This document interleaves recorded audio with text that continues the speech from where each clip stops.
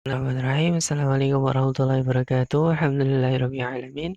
Assalatu wassalamu ala Rasulillah wa ala alihi wa sahbihi wa wala. Ikhwan fillah rahimani wa rahimakumullah barakallahu fikum. Alhamdulillah, pada kesempatan kali ini kita bisa bertemu kembali.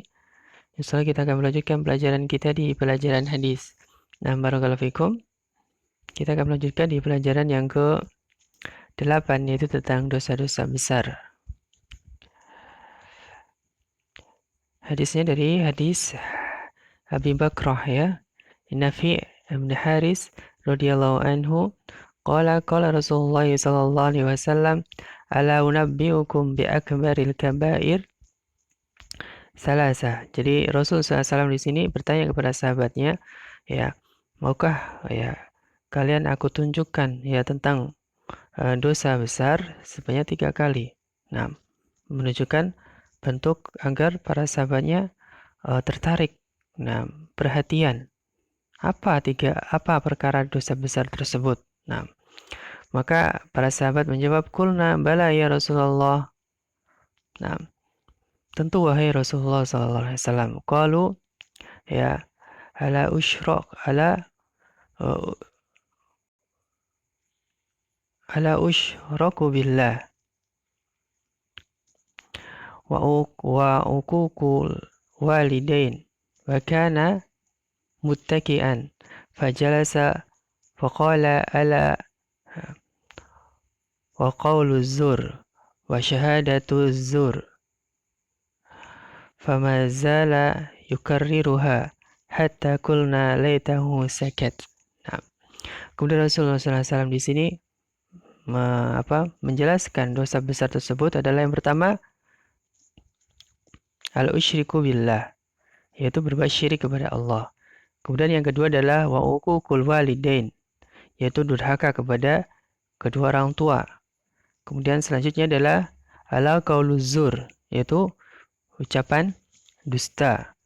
Kemudian juga wa syahadatu zur, yaitu persaksian palsu. Nah, ini dari dosa-dosa besar di sini, ya. Nah, kita langsung ke kosakata dulu. Ada wa qaulu zur adalah perkataan bohong atau dusta. Kemudian syahadatu zur adalah bersaksi ya dengan saksi palsu atau kebohongan, ya, atau persaksian palsu, ya. Nah, di hadis ini menjelaskan tentang dosa-dosa besar. Yang paling besar di antara adalah syirik kepada Allah, durhaka kepada orang tua, dan berkata bohong serta persaksian palsu. Nah, barakallahu fikum. Yang pertama adalah syirik. Ya, dosa besar yang paling besar yang pertama adalah syirik. Adalah menyamakan selain Allah Azza wa Jalla dengan Allah Subhanahu wa taala. Nah, baik dalam rububiyah, uluhiyah dan juga asma wa sifat. Ya. Jadi menduakan Allah, ya, atau menyamakan ya selain Allah dengan Allah taala. Di antara bentuk kesyirikan yang masih diyakini ya oleh sebagian kaum muslimin di antaranya adalah meminta maslahat atau dijauhkan dari mudarat kepada kuburan nabi, kuburan habib, wali, kiai dan lainnya. Ya, kemudian bernazar dan menyembelih hewan untuk mereka. Ini adalah bentuk kesyirikan. Ini hukumnya syirik besar. Kemudian mempercayai dan mendatangi dukun, paranormal, ya, tukang sihir, orang pintar, ya, tukang ramal, ya, dan yang sepertinya, ya, dan juga bisa meminta perlindungan kepada jin.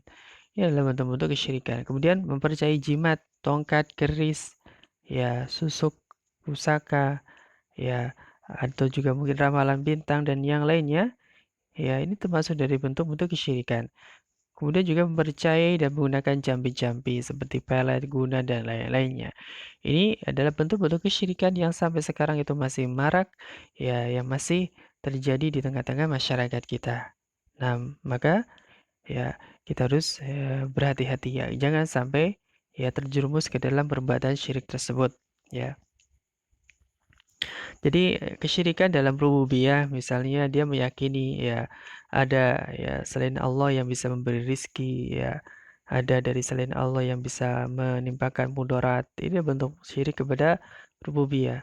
Syirik kepada uluhiyah misalnya adalah berdoa kepada selain Allah. Nah, bernadar kepada selain Allah, menyembelih kepada selain Allah adalah bentuk dari tauhid, syirik ke di bidang uluhiyah.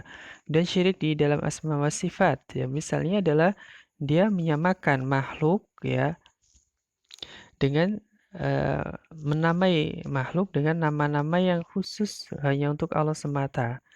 Karena ini tidak boleh. Nama-nama yang khusus untuk Allah tidak boleh diberikan kepada makhluknya. Ya, misalnya Ar-Rahman. Nah, hanya punya milik Allah saja. Maka tidak boleh kita menamai makhluk dengan sebutan Ar-Rahman. Ya, maka tidak boleh. Nah, barakallahu fikum. Selanjutnya adalah dari dosa selanjutnya adalah durhaka kepada orang tua. Di antara bentuk durhaka kepada orang tua itu sangat banyak ya. Yang pertama, menimbulkan sesuatu yang tidak mengenakan orang tua. Ya, baik dengan perkataan ataupun dengan perbuatan sehingga membuat orang tua sedih atau sakit hati.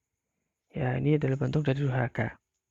Kemudian yang kedua berkata ya, dan tidak memenuhi panggilan, ya. Atau juga bisa dengan membentak atau menghardik orang tua. Nah, kemudian melaknat dan membenci kedua orang tua, baik secara langsung maupun tidak langsung. Ya, secara langsung jelas ya. Kalau secara tidak langsung misalnya ya kita mengejek orang tua orang lain, maka sama saja dengan mengejek orang tua kita sendiri. Nah, kemudian bakhil atau pelit tidak mau mengurusi orang tua, bahkan lebih mementingkan orang lain. Nah, ini juga bentuk durhaka. Kemudian yang kelima adalah bermuka masam, cemberut di hadapan orang tua, atau bahkan merendahkan orang tua.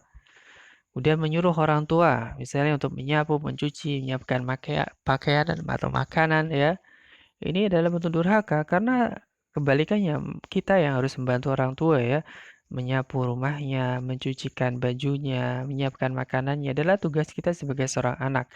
Kecuali jika orang tua itu melaksanakan hal tersebut dengan kemauan sendiri, maka tidak mengapa.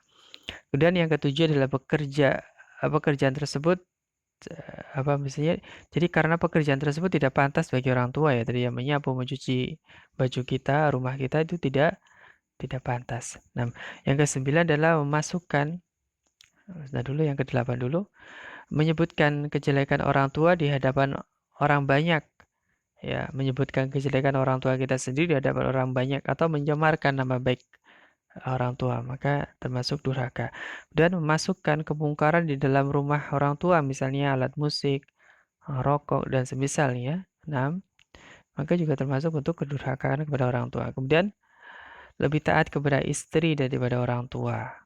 Kemudian malu mengakui orang tua kita.